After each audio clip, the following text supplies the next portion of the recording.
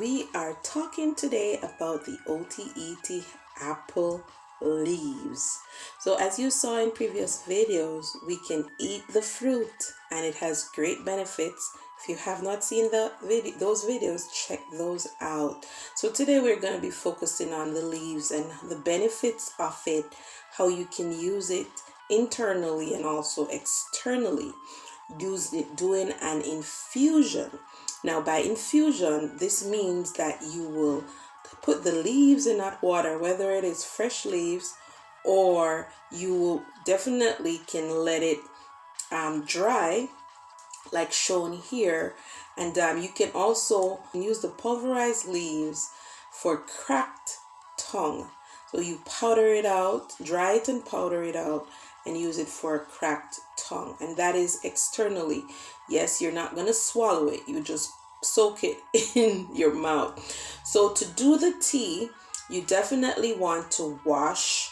Here we wash the dried leaves, but it's best to wash your leaves first before drying them.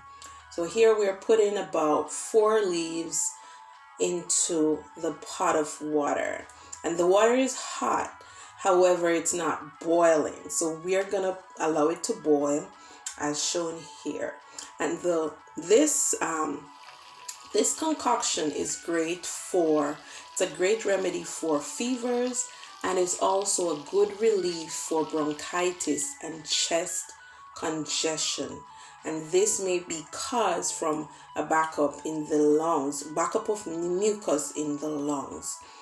Also, this remedy, you can allow the leaves to boil in the water, and that for about 5 to 10 minutes. You can use for mouth ulcers. So you can use it as a gargle for mouth ulcers and also for bad breath.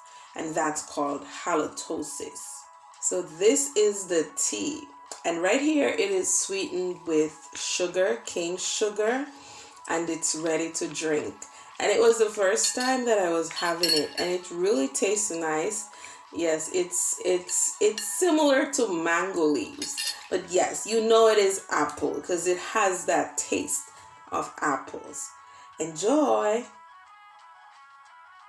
In the comment section, let us know if you've tried this Otaheite apple leaves tea and how you liked it. To support our ministry, please like, share, comment, and subscribe. Thank you so much for watching.